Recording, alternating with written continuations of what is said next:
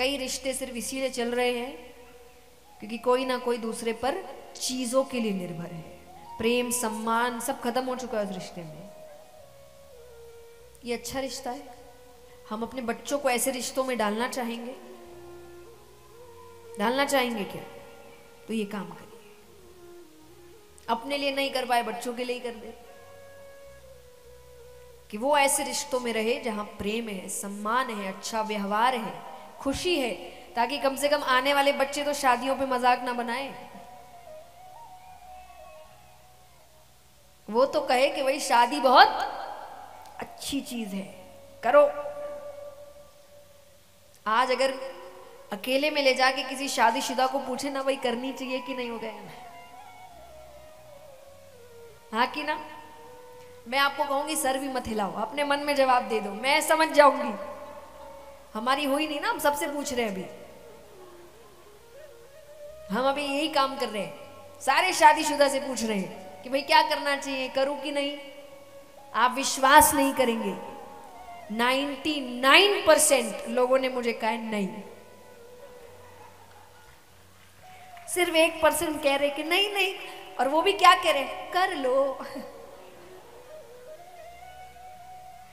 पर 99% नहीं।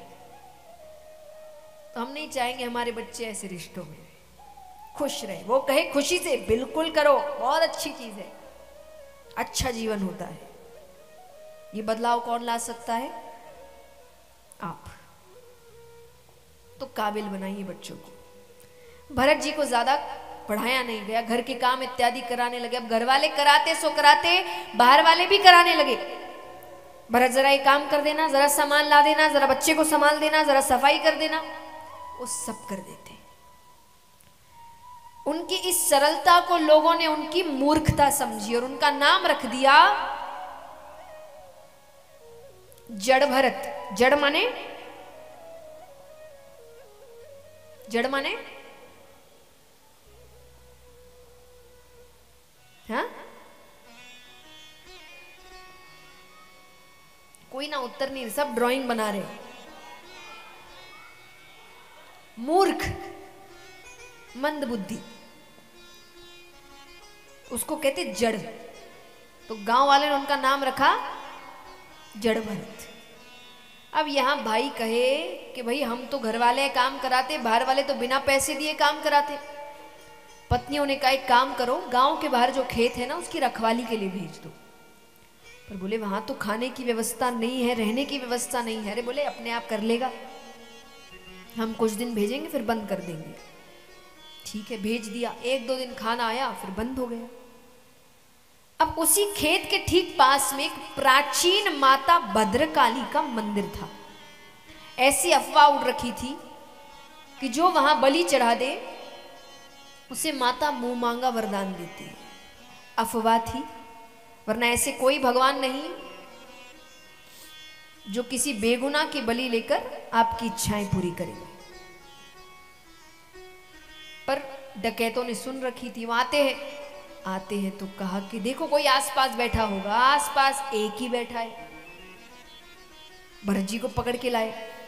अब बलि चढ़ाने से पहले आपका बड़ा स्वागत होता है, नहलाया धुलाया गया, कपड़े पहनाए गए, भोजन दिया गया।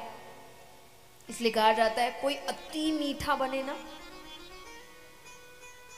बलि चढ़ने वाली है, समझ जाओ। अति किसी चीज की अच्छी नहीं, मिठास की भी नहीं, खाने में भी नहीं, शुगर हो जाएगा।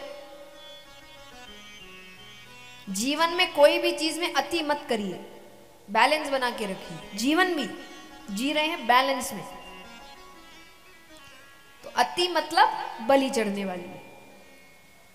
तो अब वो कह रहे हैं कि भाई मुझे इतना अच्छा भोजन दिया जा रहा है, कोई उत्सव है क्या? तो उन्होंने कहा नहीं, आज तुम्हारी बलि चढ़ाई जाएगी। भरत जी कहे काम करो, रोज मेरी बलि चढ़ा दिया करो, पर मुझे भोजन दे दिया कर। उनको बलि तक का मतलब शिक्षा। कई बार हमारे ऊपर अन्याय हो रहा होता है, हमें पता नहीं होता कि वो अन्याय है, क्योंकि हम यही कहते हैं कब से होता आया है, ऐसे ही होता है, उससे क्या होता है, अन्याय अन्याय होता है। पर पता ही नहीं है कि ये अन्याय है, क्योंकि शिक्षित नहीं है।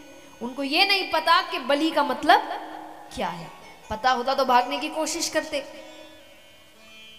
अब उनको मंदिर में लाया गया, आंखें बंद करके हाथ जोड़कर बैठा दिया गया कि तुम बैठ जाओ, माता आएगी अभी दर्शन देने।